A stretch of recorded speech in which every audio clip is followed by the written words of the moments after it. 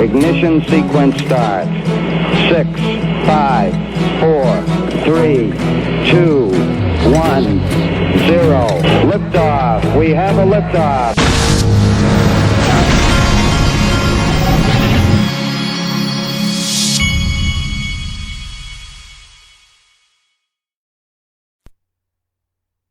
Hey everybody, this is the Digital Asset Investor, and my 14-year-old is beginning to make fun of me because he thinks that he's about to be bigger than me.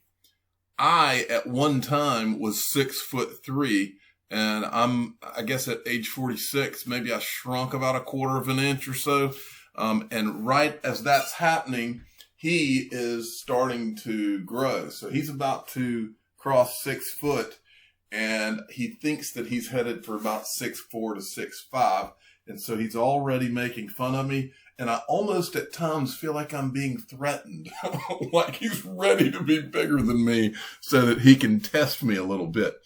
And maybe I shouldn't say it on a YouTube channel because maybe he'll hear this, but he might be right that he could take me in a year or so.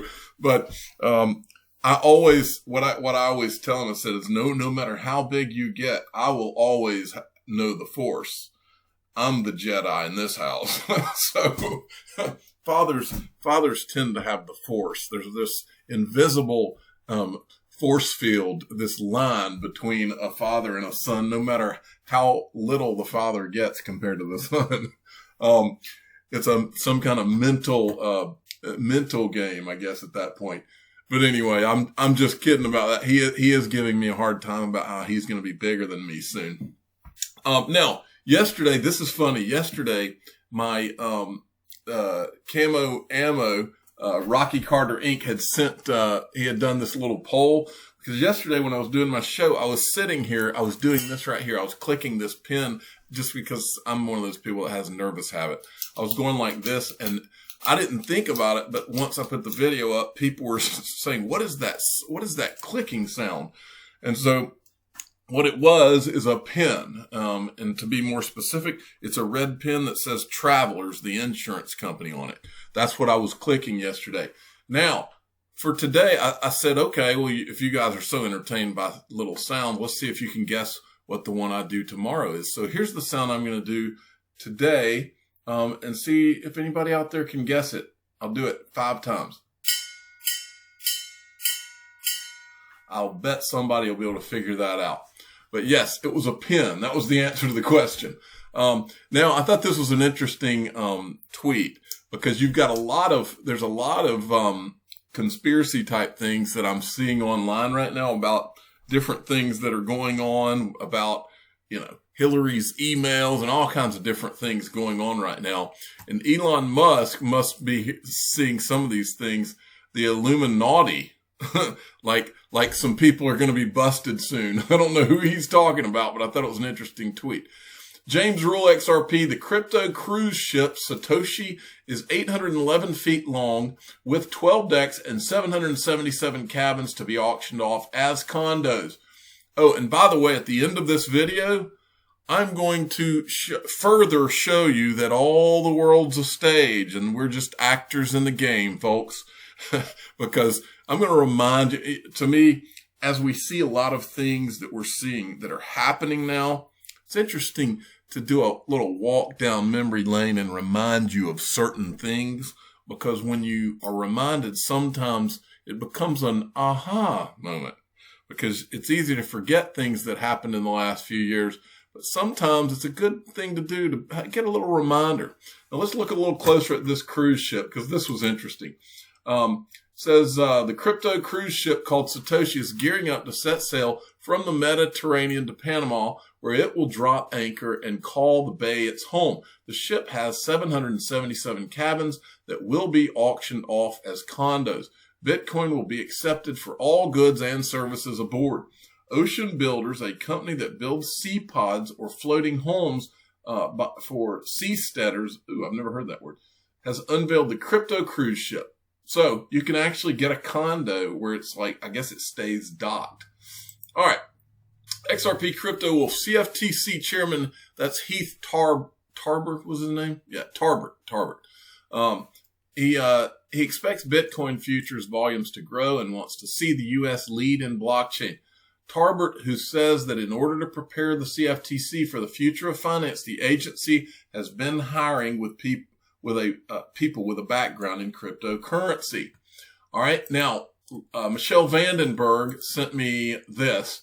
100 Italian banks are now live on Spunta, built on Sia chain infrastructure and using R3's Corda blockchain. Since March, 204 million transactions have been processed by the first 55 banks to be onboarded.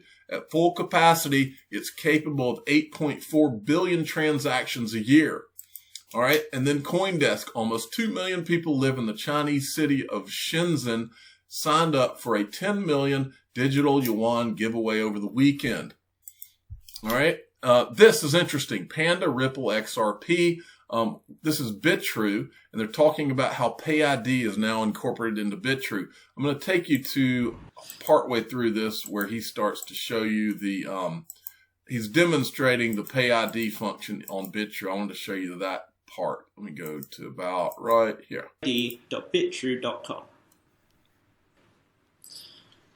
To register your PayID on BitTrue, just head to your deposit page, select XRP, and then select PayID. Then enter in the name of the address that you wish to use, and then click Generate New Address. To send your XRP, just head to the withdrawal page on BitTrue, select XRP, PayID, and then enter in the PayID address that you wish to send to. Then select the amount and enter your PIN code, your email withdrawal code, and your Google 2FA code to continue. And that's it. Your XRP will be sent. That's pretty cool. So that's where the world's going now. Now, Michael Arrington tweeted something interesting today. We can have a middle class or we can have the Fed. We can't have both. I think that's an interesting statement by Brad Garlinghouse's best friend. All right. I didn't mean to have this pulled up. All right. James Rule XRP sent me this. It's the future of money, innovative solutions for our transforming global economy, October 14th, 2020. Now, we went over this, I think, before because we were talking about how Danelle Dixon, executive director at Stellar, was going to be there. But when I pulled this up, I saw something interesting that I haven't seen in a while. Join the Chamber of Digital Commerce, the Reinventing Bretton Woods Committee, and a number of public-private industry leaders as we tackle the issues head on. Reinventing Bretton Woods. Now, we've shown this before. I've talked about reinventing Bretton Woods before, but if you look, you might, as you scroll down any of these things, you'll see characters that we've talked about a lot. I believe that right there is Larry Summers, who is one of the advisors to the Digital Currency Group. He is all around all this stuff, folks. Always has been. Now, I wanted to show you some of the partners of the Reinventing Bretton Woods Committee because everybody it's all connected. I've said this. It says our partners, they've been working on this since 1994, folks. Remember when the Jerome Powell said that they'd been working on digital currencies for decades? I think he said 2 decades, right? Or something like that, as I recall. I've played the video on here. None of this is new. None of this is just now being figured out. All this business about China being way ahead of us, you can believe it. I don't believe it. I don't believe. Look, here's how important. This is why I don't believe it. After or during World War II, the greatest fear of, if you go watch any kind of historical documentary on World War II, the greatest fear of the world was that the Nazis were going to get the nuclear bomb. If they had gotten the nuclear bomb, we would all be speaking German now.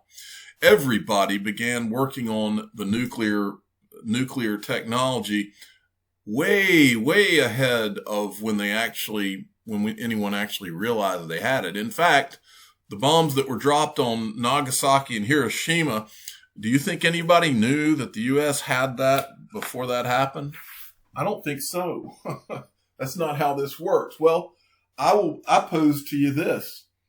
The US dollar as the world reserve currency is as important, if not more important, than the nuclear bomb was at the time during World War II.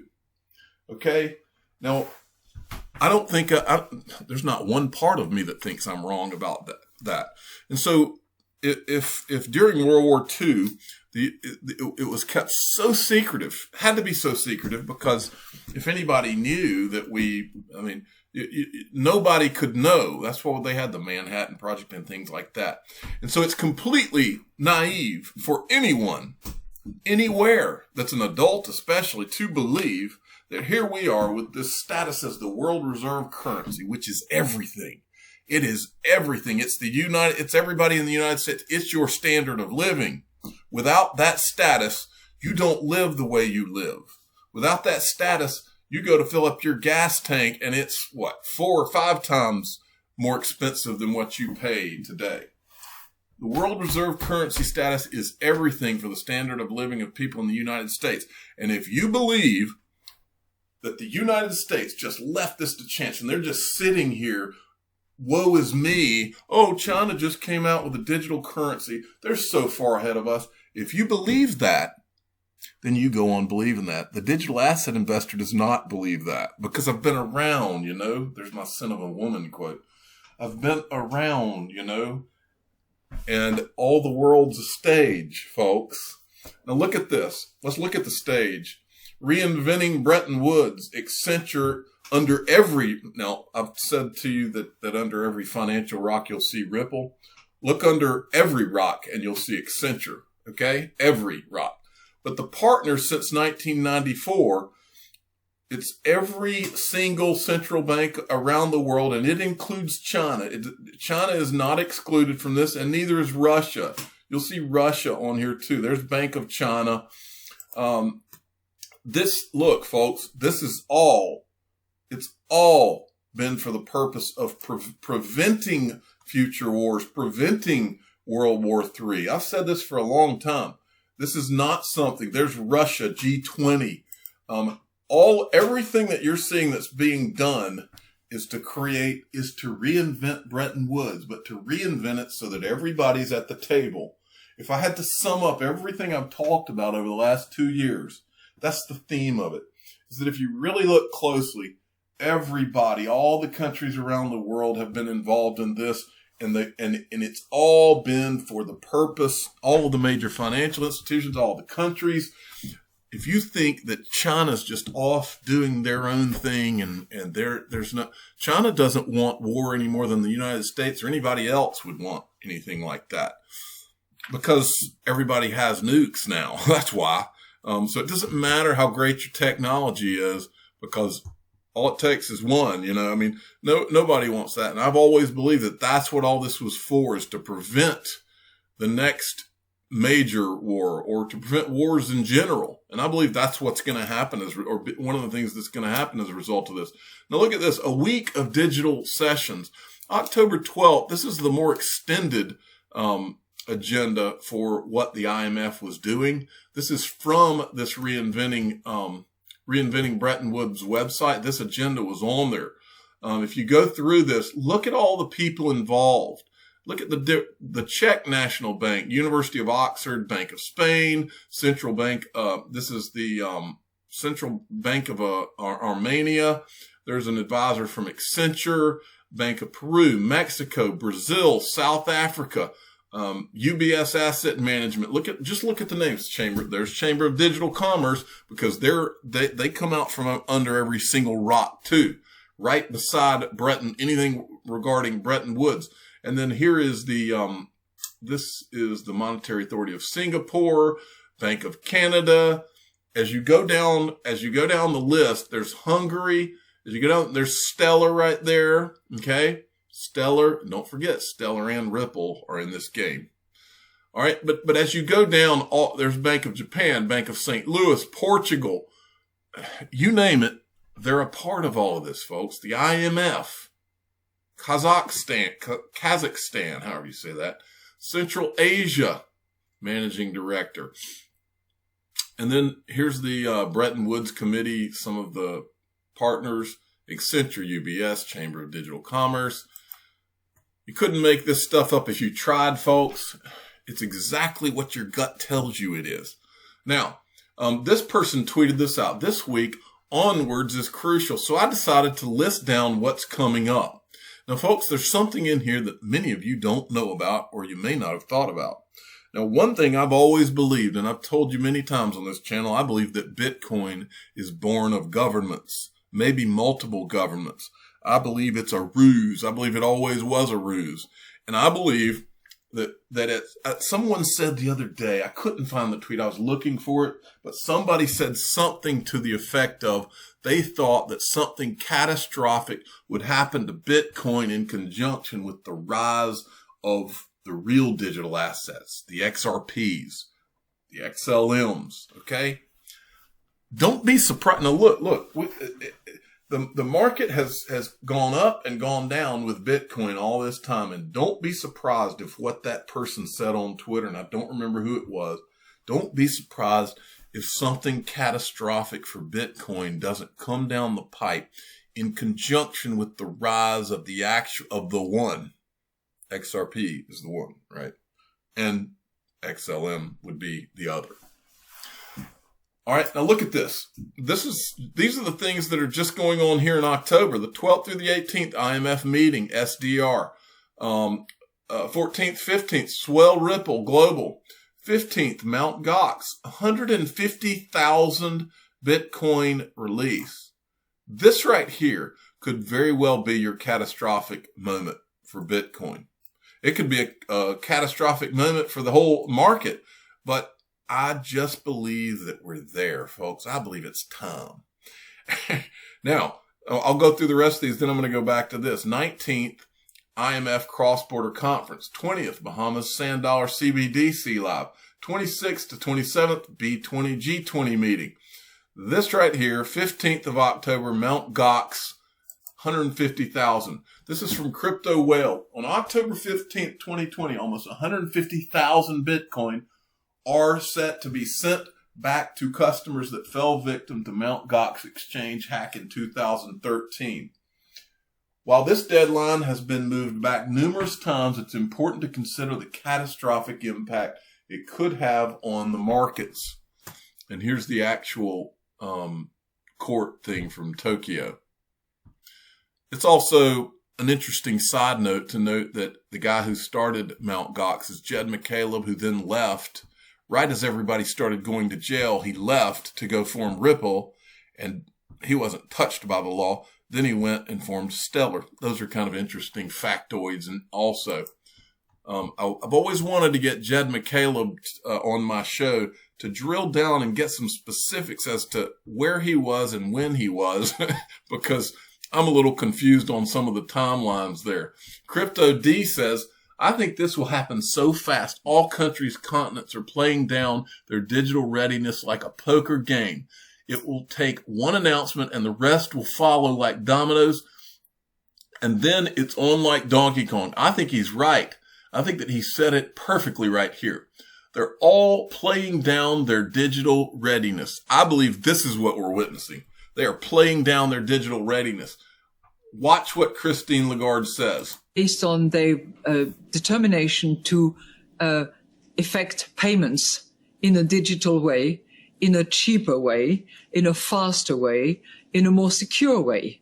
And I think that on all these accounts, a digital currency that falls under the ambit of a central bank is actually addressing all three issues that are on consumers' mind and on European minds.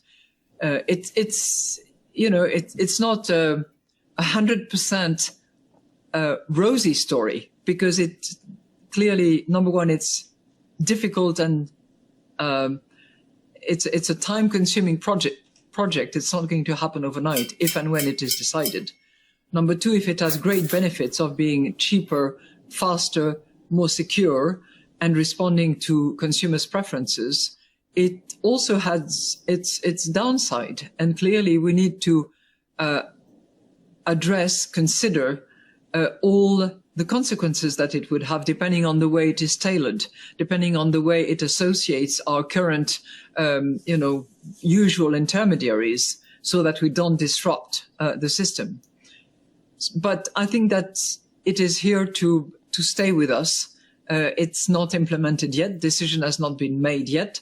We are still in the review and consideration stage, but we've just launched a public consultation so that consumers and Europeans can actually express their preference and tell us whether they would be happy to use a digital euro just in the way they use a euro coin or a euro banknote, knowing that it is central bank money that is available and that they can rely upon. You mentioned a consultation with the general public, and you always have been a great believer in communication, including with the general public. And you recently mentioned that with regard to the independence of the central bank, there is still accountability, and there is a need to explain. Based on the Okay. And then there was this. Does anybody remember this? I thought that it might be a good time to remind you. Remember, Craig Phillips is on the board at Ripple. This is Mickey B. Fresh from August 8th, 2020. Recently released interview of Craig Phillips from the CFTC breaking down Executive Order 13772, ordering Treasury Department to research non-bank fintechs. Craig Phillips is now on Ripple's board of directors after speaking with 232 industry stakeholders at Treasury. Why did he choose Ripple? Exactly right. Well, there's a few clips of Craig Phillips here that's worthy of you listening. Today, we have a very special guest from the U.S. Treasury Department. Joining us today is Counselor to the Secretary of the U.S. Department of Treasury, Craig Phillips. Mr. Phillips joined the Treasury in January of 2017 and assists the Secretary in a wide range of matters, including domestic finance, domestic financial institution policy, housing finance, and regulatory reform. From 2008 to 2017, Mr. Phillips served as a managing director and member of the Global Operating Committee of BlackRock, Inc. Mr. Phillips was the global head of the Financial Markets Advisory Group in BlackRock Solutions, which provided analytical and risk consulting services to a wide range of private and public sector organizations globally. He has been instrumental in many issues at the Treasury, but one of the areas that doesn't get enough attention is the work on the regulatory reform being done under his watch. To that end, there are several reports out from All right, and then here he is describing the executive order. This report, issued just last month in July 2018, covers non-bank financials, fintech, and innovation. For the fintech report, we met with or received submissions from over 232 parties that shows just how broad-based this topic is. We personally believe that it was impossible to truly understand the impact of regulation and the potential for alternative approaches without engaging extensively with market participants, which we've done throughout the series. The final report has over 81 discrete recommendations, all of which we think are focused on in improving the financial economy as per the core principles. Well, let's take a step back here. All right. And then this, now we're watching Brian Brooks in action, but this is what they're talking about. This is what Craig Phillips was talking about back then. Treasury supports the OCC's effort to launch a special purpose national bank charter for fintechs. We also recommend efforts to harmonize state regulations through better coordination. This could take the form of a model law, for instance. Another example of coordination are efforts around the nationwide multi-state licensing system to reduce duplicative regulatory requirements and promote greater information sharing and coordination.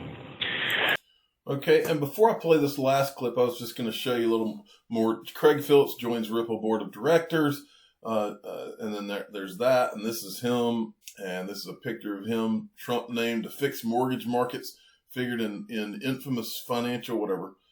Yes, it's from late 2018, but it was just released from CFTC YouTube channel, okay? So they held it from 2018 for some reason. But let's play this last clip because he uses a phrase. And, on this channel, we know that words and phrases mean things. And finally, the key is the level playing field. Treasury believes that the level playing field is very, very important. So companies offering similar services should be subject to similar regulatory treatment for those services across level playing field. Treasury believes that the level playing field is very, very important. So companies offering similar services should be subject to similar regulatory treatment for those services across the economy, regardless of the form of the company. Great point. So Treasury believes that a level playing field is important. Well, it's interesting because yesterday Brad Garlinghouse tweeted this out. The lack of a single national regulatory framework is putting U.S. innovation and U.S. companies at a significant disadvantage. All we're asking for is a level playing field. If we need to move to another country to get that, then that's the path we'll have to take.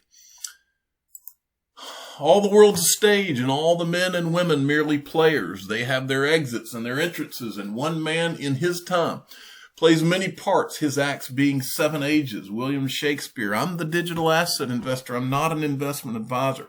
This is for entertainment purposes only. Please subscribe, hit the like button, and tell your friends and family that all the world's a stage. Thanks for watching. Every day, billions of people around the world are mocked, ridiculed, laughed at, and embarrassed by their friends, family, and even strangers. These people go through their days knowing there are secrets being kept from them.